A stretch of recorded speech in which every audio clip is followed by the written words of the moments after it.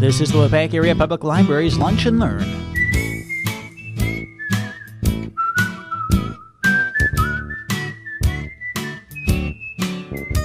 Today we have John and Deb Skirms. I contacted Deb because for Valentine's Day, we wanted to have something that was at least a little bit romantic, at least a little bit about health of mind or soul or heart. And Deb was more than willing to help us out with that. She is a licensed professional counselor and the owner of Day-to-Day Mindfulness. And her husband, John, joined her today. And I'll let them tell you a little bit about themselves.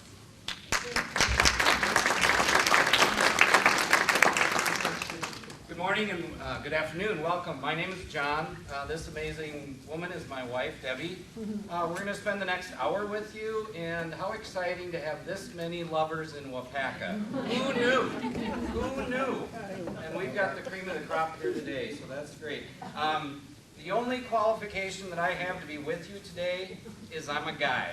Okay, that's it. My wife, on the other hand, licensed professional counselor. She's counseled individuals, couples, relationship stuff for many years.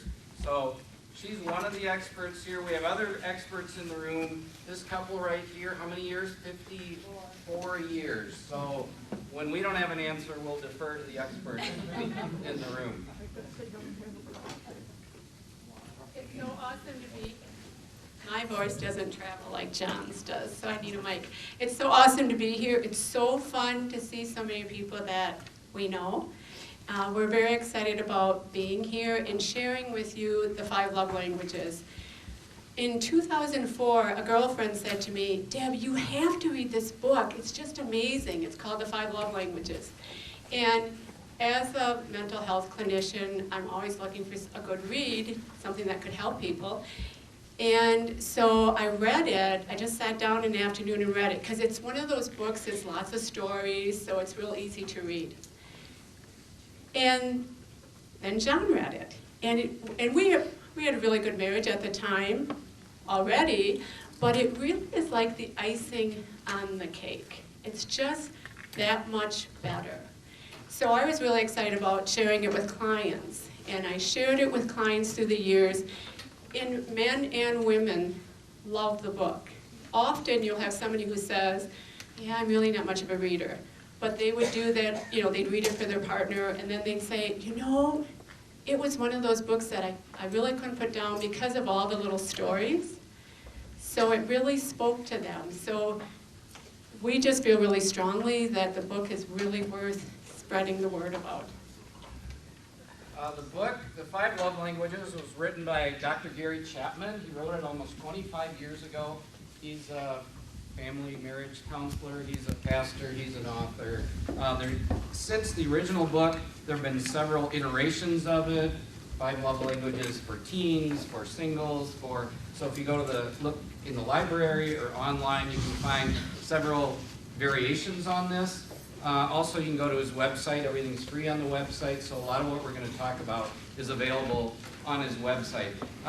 One of the things that's key to us in this book, and one of the reasons we teach it, is it's very simple. It's very simple, but very powerful. And the illustration I want to make is, how many of you read Men Are From Mars, Women Are From Pluto or Venus, wherever they're from? Okay, that book is 300 pages long, and in it we learn that men are like rubber bands and women are like waves. That doesn't help me. That doesn't help me. This is simple enough that you'll be able to walk away with 4 or 5 points that you can use in all kinds of relationships. Your partner, and that's the term we're going to use today, but that applies to husband, wife, boyfriend, girlfriend, lover, children, grandchildren. It's a universal language that works in relationships with people. But typically we're going to use the term partner today. Okay? Now to start out with, we want to, for many of us, think back to when we first fell in love. Okay, some of us, that may be more of a challenge than others. We've got a young lover right here in front that just got engaged. So she's in the midst of the in-love phenomenon. Okay, let's think back. What did we do for our girlfriend, boyfriend, partner when we were in love? Just throw a couple ideas out. Everything. Exactly. We talked to them. We spent time with them. We did what they wanted to do, even though we didn't really want to do what they wanted to do. We listened, We listened. which I don't do anymore. You did things for them. You know, you said, oh, I'll put some gas in the car for her. I knit him a sweater. I made him a gift. I bought her flowers. I brought her chocolates. We did all these things. We held hands. We couldn't keep our hands off each other. Okay, all of that stuff, that's how we communicate love. And Dr. Chapman believes that basically we do that in 5 different ways. 5 different ways we do that. So during this courtship process, dating process, we're probably doing all of these. And they're doing it back to us. What a great feeling. One of the concepts that Dr. Chapman presents is something called your love tank. When you're feeling loved, your love tank is full. If you're not feeling loved, your love tank is empty. When we're in love, when our love tank is full, what a great feeling. Isn't life wonderful? And when it's empty, life can be pretty difficult. Okay? So that's a concept that through these 5 different ways that we communicate, share love, we can fill up a love tank. Okay? Does that make sense? That's the first concept. Love tank, if it's full, we're happy, life is great. If it's empty, we need love, life can be pretty tough. Now this is a universal, according to Dr. Chapman, and we agree with him, this is a universal emotional need that we all have.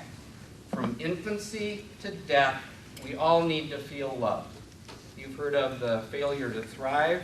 Typically we associate that with touching little people, infants, but it's bigger than that. It's the emotional need to feel loved.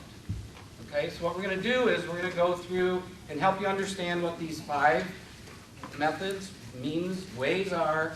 We're going to help you understand what your primary language is, if you will, your native tongue, and then we're going to do some exercises after that. Deb's going to start out with the first one. So when John was talking about the 5 love languages, he referenced this love tank that I do. We tried to make it more classy, cut in half, you know, like it was the opening, but neither of us could quite do it, so this is just a heart. But imagine that all of us have this, and we do. We have to feel loved, and that's why it's so hurtful when in the beginning, when there's all this emotion going on, when we first fall in love, it's so hurtful when that lessens as life goes on. Because realistically, Dr. Chapman would say, we couldn't function in our culture if everybody was in love all the time.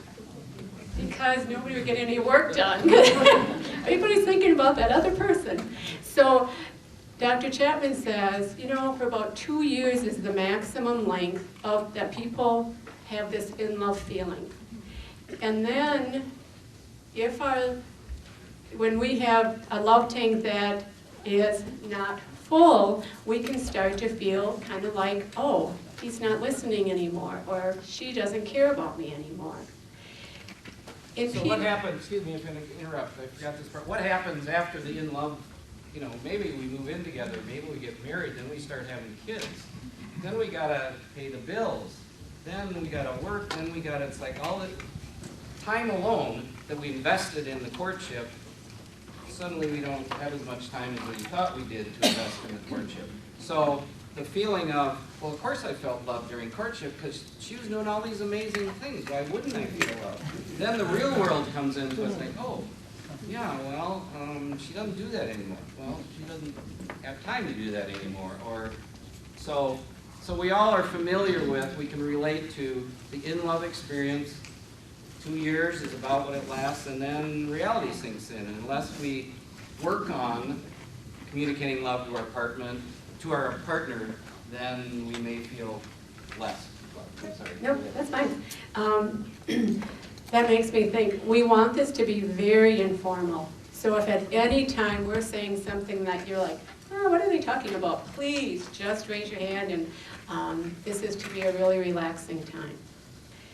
So John talked about, Dr. Chapman said there's 5 ways in general that we feel loved.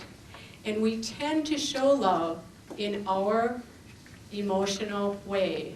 So if you all have this sheet, I'm going to ask you to look at this sheet now. It says the 5 love languages. And on the side are the 5 different ways that Dr. Chapman felt couples feel loved, and children feel loved, and most people feel loved in one of these ways. And like John referenced, he said when we're in the courtship stage, we do all of these things. So it's kind of like every base is covered when you're in the courtship stage. But once things kind of settle down and we get back to reality, then I'm going to show love in the way that I feel loved, most likely. So my love languages are quality time is one of them, and I have another one that's right up there with it, and that is acts of service. So quality time, I want to make sure that I have time with John alone. So you'll see us at restaurants a lot, sitting and having coffee, because that's super important to us. It doesn't count if you have a phone in your hands. It really doesn't at all. It doesn't count if there's a TV. It's a negative. Yes, it's a very big negative. Or a newspaper. Or a newspaper. Thank you, Fred, for bringing that up, because when John and I were dating many years ago, he would pull out the newspaper, and I'd be like, what? And I would be really offended. And it, Time out. yeah. Another important key, write this down, that your primary love language is probably not your partner's. Right. So if acts of service or time together isn't mine, reading the paper was fine because she's sitting right next to me. Right? But that That's didn't time together. count. Yes. So quite often, and we're going to do the survey, the assessment in a bit to find out what your favorite ones are. But quite often, your partner's language is different than yours. Yeah, when we practiced this at home, he didn't act like this. He was totally fine with it. Just teasing. But so quality time, that's a biggie for me. Taking a ride, and looking at whatever, the snow or whatever, and just talking. And we realized just this week in prepping for this class, when we started dating, I'm definitely much more, I am an introvert, but I work as an extrovert. But John is much more closed as far as about how he's feeling about things. He doesn't typically talk about that very much. I am the opposite, especially being a mental health clinician. And a woman. I usually talk about things 3 or 4 times at least, and sometimes John will say, oh, we talked about that already. And I say, I know, but it's just a way for me to process it. So we are better at that now because we understand each other better. But a little game that we do for each other, in fact, John just said that this morning to me, we say penny. When I see him staring off, or he sees me staring off, we'll say, penny for your thoughts. And that, because I am a quality time person, that's so important to me, I really value that one-on-one. That has helped us tremendously because I know where he's at often. I know what he's thinking about. So I get it, I feel closer to him. Here's another free one, guys. This isn't in the program, but just, you don't need to solve her problems when she talks. She just needs to process. And women process verbally. Men, we get a problem, we go chew on it, and we'll think about it, and go hide in our, whatever, the term cave, and we'll come out with an answer. We don't need to talk about it. We'll just process it until it comes out. Women need to talk, so that's okay. Let them talk. We're different. You can write that down. Men are different than women. I'm next. Okay. One of my primary love languages is words of affirmation. That means I like to be lifted up by things that sound uplifting or pleasant or thank you or, okay, so what are some examples? Already when I was around introducing myself, somebody said, oh, that's a nice shirt, I like that. I could care less about the shirt, but it's nice for somebody to recognize, oh, you look nice today, John. In this quick point, all 5 of these, you may think, that's really silly. That's really shallow. But that may be how a person feels loved. You don't know what their upbringing was. You don't know what their childhood was. You don't know what their life is like. Same thing with gifts. We're going to get to that. Gifts? Really? How petty. You know, it's like, if I give you something, you're going to feel loved. Yeah, some people, that's how they feel loved. So there's not a right or wrong, good or bad for this, but understand that this is how some people feel loved. So words of affirmation is one of mine. What's another example of that? If you knew somebody that words of affirmation were important to them. Another example. You did a good job. Did a good job. Honey, I really appreciate you working all that overtime. I know you don't like your job, but the family sure appreciates it. Honey, I know that you don't like doing the laundry. It's a crummy job, but I sure appreciate having clean clothes. I know you're exhausted when you get home from work, but boy, I really appreciate when we can sit down to a nice meal. I know the kids appreciate it. I really appreciate you giving the kids a bath last night. I was exhausted. Okay? Some of those are tied to acts of service, but the words of affirmation is recognizing that you did something nice for me, or recognizing that I value you. Okay, that's words of affirmation. Any questions on that one? Along with that, when John and I first got married, he would say thank you for doing the laundry every time I did the wash. And I'd be like, wow, at first it really felt weird, and he thanks me for emptying the dishwasher. And then after reading the book, we got it, words of affirmation is his love language. Do you have something to add, Patsy? Yeah, my love language is words of affirmation, and my husband's is absolutely not. And when I figured that out, I just decided I'd ask him to say I love you when I need to hear it. Good for you, good for you. I now say thank you all the time, also when he empties the dishwasher or when he fills the car up with gas. So now I've learned through the years to say thank you. Even in the very beginning, it felt really kind of silly. It's like, wow, I do this every week, he's saying thank you. But once you get used to it, then their love language will feel normal to you. But in the beginning, like, words of affirmation is not a love language for me. I mean, I like it when people say nice things to me, but it doesn't make me feel loved. And that's the difference. For John, it makes him feel loved. And like John said, there is not a right or wrong to any of these. One isn't more valuable than the other one. It's just simply who we are and how we are.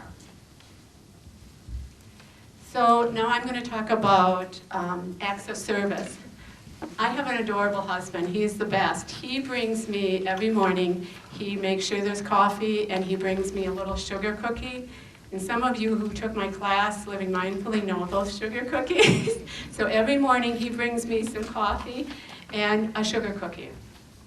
I absolutely adore that. I absolutely love that. He knows acts of service is something that's very important to me, and my love tank is filled when he does that. He does a lot of other very thoughtful things, but that is something that really speaks to me.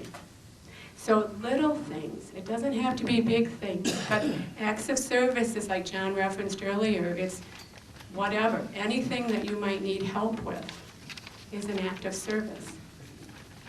It can feel like nagging to some people, and that's a way to kind of think about what is my partner's love language? It's what they're asking for. So if they ask you for help with something, or if they ask you for quality time together, oh, do you mind putting the paper down, or do you mind putting your phone down? Can we just talk for a few minutes? And neuroscientists say that our brain only can process one thing at a time. It's impossible to process two things at a time. So if I'm looking at my phone, going to Facebook, and John's talking to me, my brain is hopping back and forth. It is not getting all of what he's saying or all of what's on Facebook. I think that's really valuable. I think that's really important because so often we say, oh, don't worry, I'm catching it, I can hear you. And you really aren't giving them that full attention and they really aren't getting everything you're saying. How about for those of you in the audience, what would you say acts of service? What would be some special ones for you?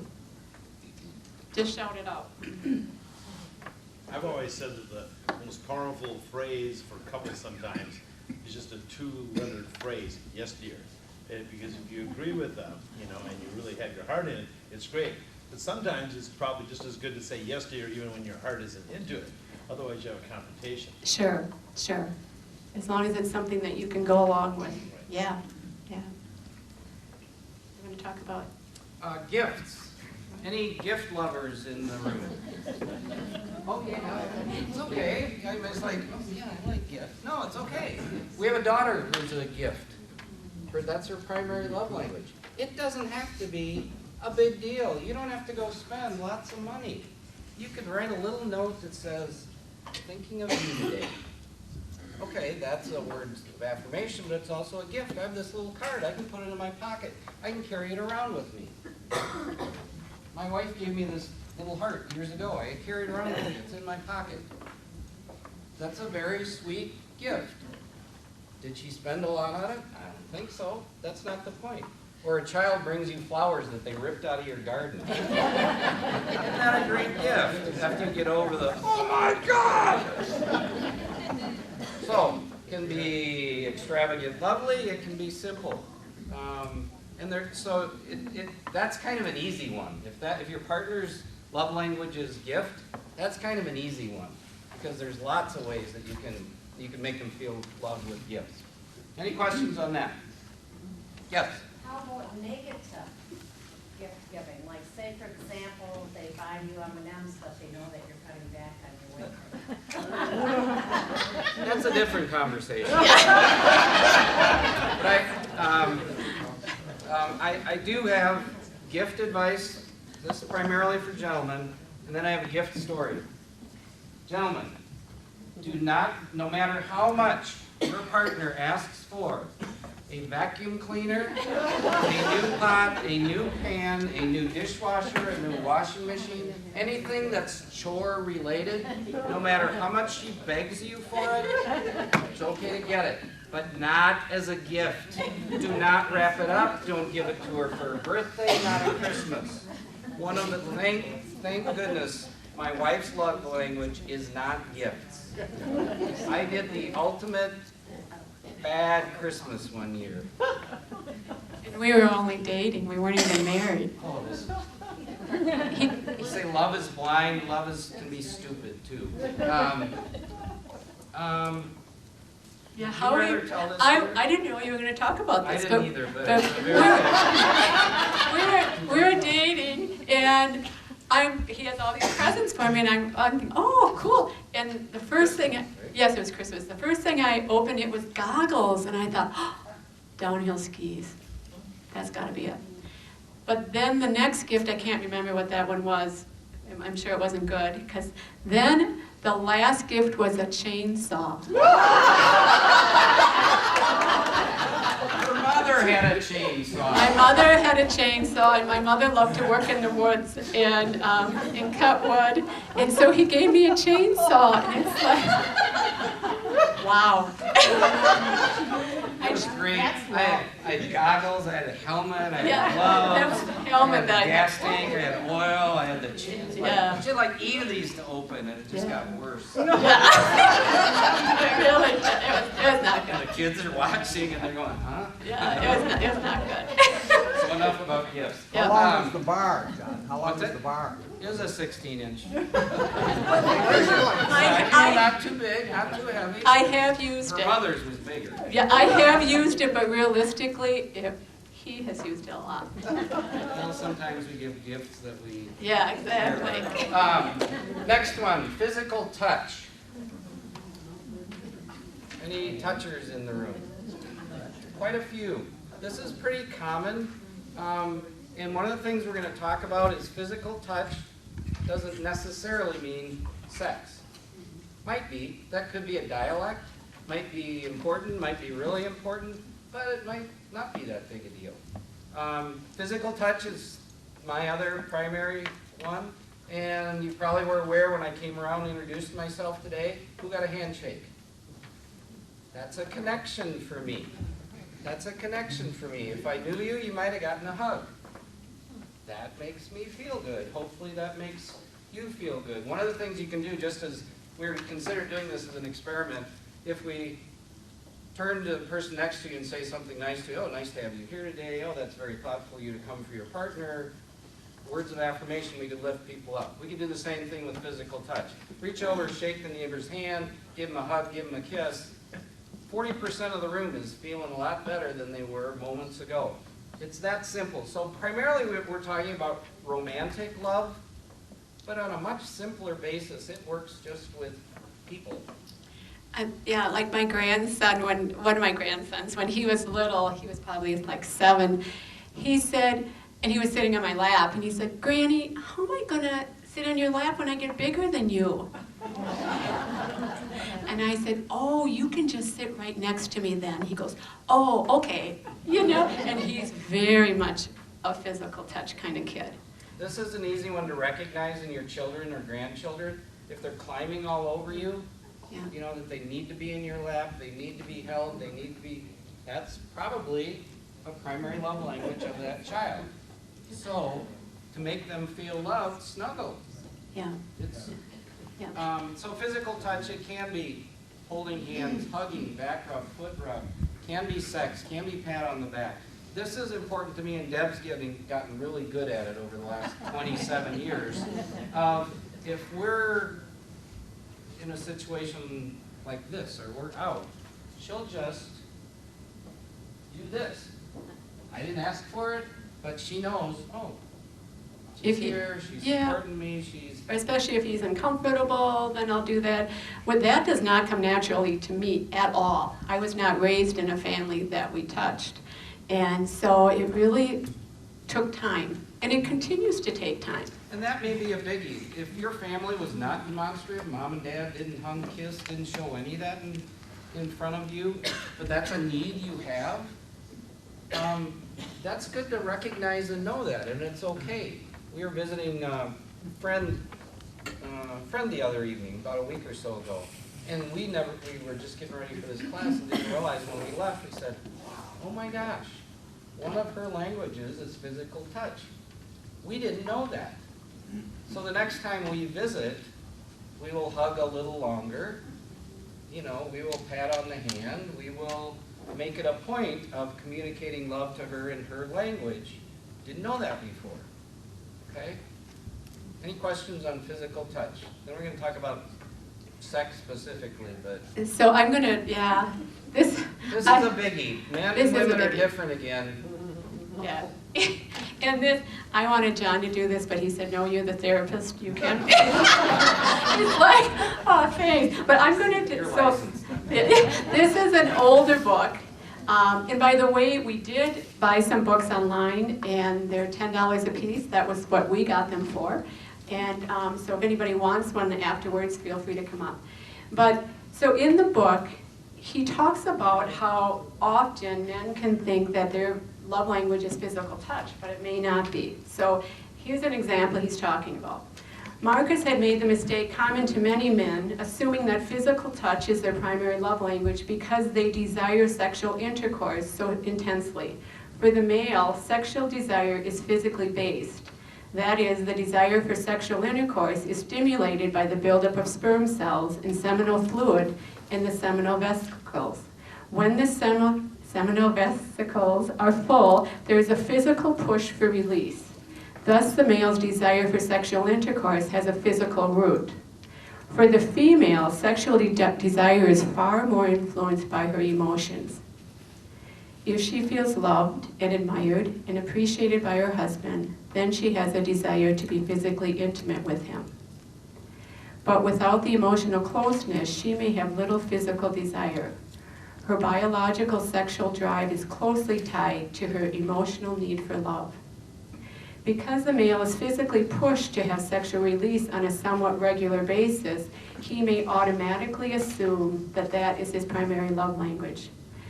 And this is the part that's key to me. But if he does not enjoy physical touch at other times and in non-sexual ways, it may not be his love language at all. Sexual desire is quite different from his emotional need to feel loved. That doesn't mean that sexual intercourse is unimportant to him. It is extremely important. But sexual intercourse alone will not meet his need to feel loved. His wife must speak his primary emotional love language as well. I think that's really important to know, the differences between men and women. But then also, this article is called Too Stressed for Sex. And I have some extra copies up here if anybody wants to come up and get one later. But this one talks about how men and women are very different in how, when they feel sexual. For instance, it says, Carolyn is married to, Jeffrey, and she likes the idea of sex. She says it makes her feel attractive, and she appreciates how it brings her closer to her husband. But when it's 10:30 at night, and she's still processing all the things she has to get done yet, she has zero interest. Jeff, on the other hand, is just the opposite. He says, I could be surrounded by a pack of hungry wolves and still want sex. For him, when he's really stressed, he wants to have sex because it helps him relax. So that's a major difference between men and women. For a woman, she typically needs to feel desirable. She needs to be relaxed more and not be processing all kinds of things that she has to do and feel stressed out. She has to perhaps take time off, maybe take a bubble bath, maybe read a romantic book, watch a romantic movie to help her get in the mood. For men, it's not that necessary at all. So I think that's really important also to recognize it's not about how good of a lover your partner is. It's really about how they feel loved, especially if your love language is physical touch. Any questions about that one? What about people that confuse sex for love? Ah, yes, there are people who are addicted to falling in love. Just because that emotional feeling response. Yep. An actual. Absolutely, all the endorphins get going, yeah. You see people who will never be alone because they want that in-love feeling, but maybe after a year they are off to somebody else to get that in-love feeling again. Yeah, it's crazy. You see so many people go from relationship to relationship, never finding that true love. Yeah. Because their idea of love is off. Right. They don't understand the core principles and how to treat people like everything you're going through. It's a continuation of more and more. Right. They get so confused and they start getting down on themselves. Like what? Yeah, yeah, just because they want that adrenaline, yeah, that rush of feeling in love. Yep, we need to now ask you to look at the inventories. So if you'll take 10 minutes and just go through these, and you're going to often feel like, oh, I like both of these things. But pick the one that you like the best. And try not to put a lot of energy into this. We're just going to, everybody should have a pen. And if you want to start that right away, and then as soon as you're done, you can take the other sheet. So there's 30 questions, A or B, just circle the one that you would prefer of the two. All of these are nice when we like to have our partner do all of these things for us, but if you have a preference, oh, I'd rather this over this, don't spend a lot of time on it, don't think hard on it, just go through and say, oh, I guess I prefer this over this. When you've gone through all 30, you're going to add up all your A's, B's, C's, and D's, and you're going to learn something about yourself. And then in a couple minutes, we're going to give you some directions on the next thing. You can get your attention back here. You may not quite be through, but I want to leave some time for question and answers. A couple of points to reiterate again. One, you may have 1 or 2 or possibly 3. You may have 3 tied at 8 or whatever. Wonderful, that's great. It makes your partner's job that much easier. But it only works if your partner knows that's what they are. So this next worksheet we have, it's going to be a homework to take home with you. The other sheet in front of you, depending on which your preferences are, your 1, primary or whatever, what would be really helpful for your partner if, say mine is quality time, if you have some specifics. And think of it this way, if my partner would do X, I would feel loved, my love tank would be full. So acts of service. Oh my goodness, if he would give the kids a bath and put them to bed, that would mean the world to me. If he would whatever, if she would whatever, I would feel loved. Quite often, they don't know that's what you want, that's what you need. So be as specific as you can, but understand, love is a choice, and there's potential risk in this. Just because you ask for it, you may not get it. So the more you put down, the better chances you're going to get something. Okay? Any questions on that? You wanted to? Yeah, I wanted to just talk about Mike there. Children, that with children, watch what they ask for, or watch how they relate to other children. Chances are that's their love language. Is just watch the behavior and watch what they ask for, and that'll give you a really good indication. Dr. Chapman also has lots of books for children, the 5 love languages for children, but it's really, if you start looking at this information and then look at your children or your grandchildren, it's kind of telling often. You can tell pretty easily. I wanted to also just briefly talk about, again, remember there's not a right or wrong to these. One's not better than the other.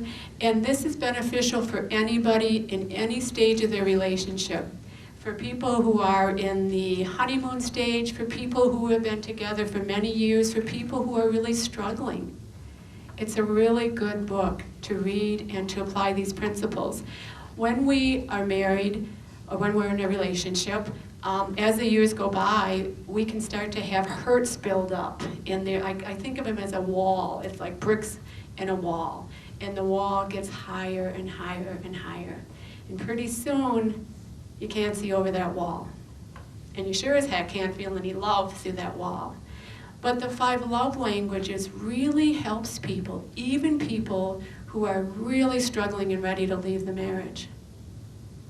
If you start feeling loved, if your love tank starts to feel full, you are much more inclined to then do that back for your partner.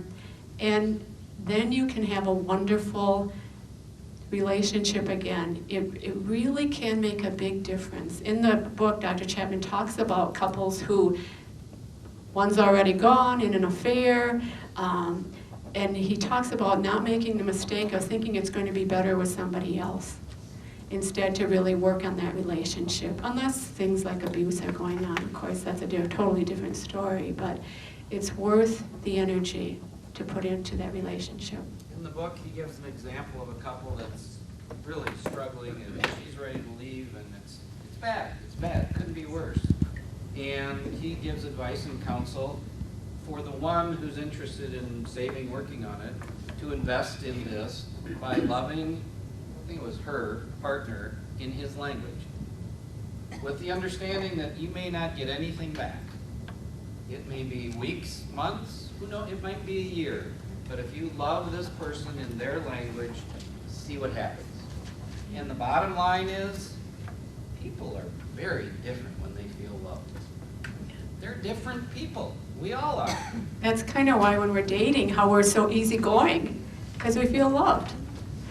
And so we've only got 5 minutes left, but I wanted to just talk briefly about doing a love tank check.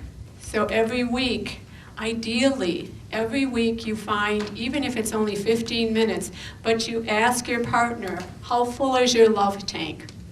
And if they say... You have to answer 1 to 10. Yeah, 1 to 10. Not fine, guys. Yeah. So it has to be with scale 1 to 10. And if they say 5, or anything other than 10, say, what can I do to help it be a 10? And it's really quite wonderful if you just every week say, you know, have a date night, have some time just for the two of you, and if life is chaotic, just even if it's just 15 minutes, but carve out some time to say, how's your love tank? How full is your love tank? Questions? Yes? What does this couple attribute when you went along with Ah. these two? What's- pardon? She asked, what do you attribute your longevity in your marriage to? I don't know, I guess just suck up the bad times. Suck up the bad times.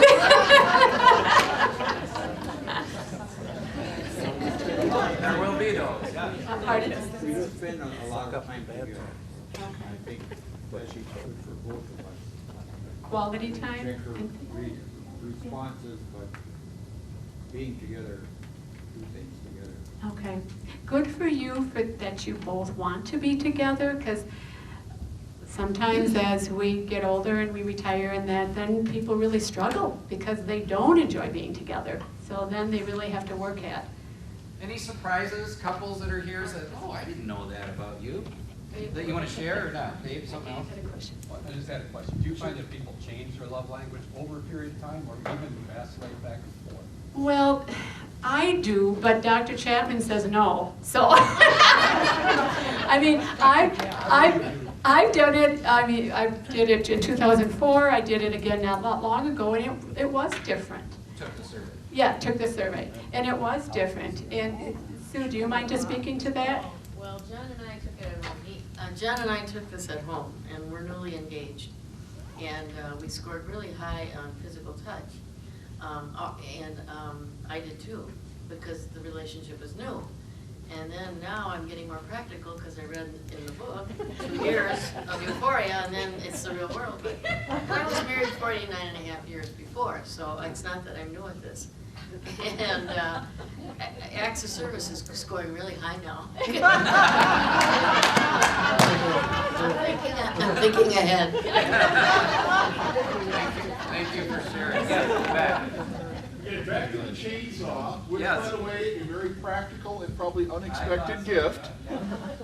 How much does the thought really count? I would ask the recipient. I mean, she laughs about it, I laugh about it, I went through a lot of effort, but I was bummed. But honestly, I was. there you go. She thought we were going skiing, yeah. Yeah. He went through the effort to come up with an unexpected gift. Oh no, it was Christmas, it was expected. And I'm not a gifts person. Gifts is like, I maybe have 1 or 2 on gifts, but yeah. Any other questions? But here's a gift story. I mentioned our daughter that's one of her primary love languages. She was married to a man that wasn't his language, and he would ask, well, what do you want? She wouldn't tell him.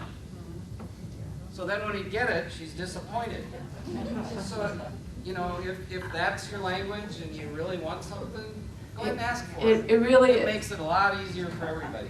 I was at a restaurant, we were at a restaurant the other day, and I heard a woman say, oh, she wanted something for her birthday from her husband, but she didn't feel she needed to tell him what it was because we have been together so many years, he should know for sure by now. And I thought, oh, no. Both of you are setting yourselves up for a really bad situation. I often tell my wife that if when she sees something that she likes the looks of, I say, if you want it, tell me. I will see if I can get it, okay? Good for you. And sometimes she tells me, and sometimes she doesn't. And if she doesn't, it's gone. I mean, Carol, is gift one of your languages? Not really at all. Oh, okay. it's not one of mine either. So. Oh, that Any goes. other insights? Yes. When you were saying that the gifts you gave her, and I've read this, that you tend to give what you give. Yeah, I think that's common. Our son is the favorite uncle to our grandsons because he gives the boys toys he wants to play with. So Uncle Corey gives the best gifts because as soon as they're out of the box, He's playing with it. Yeah, the Nerf So- guns, you know, that kind of stuff. Any other questions? With our intense, rapid divorce rate this time and age, why do you think, I mean, if you go back here, the divorce rates were never that high. So like, how would this kind of go into that, do you think? Like, people just don't want to have the ability to do it? It's I've got a, I'll say a comment, and Deb's much more attuned to this. I think part of what's been going on is immediate gratification, that I want it now. So this euphoric feel of in love, I want that to last. And when it starts to fade, I'm gonna go look for that again. So if it's physical love, if it's sex, and that isn't what it was because we've got all this other life going on, I'm gonna go chase that. And then when you find out that that's not really it. So Dr. Chapman gives examples of people that are married multiple times, and I'm leaving her because I just don't love her anymore.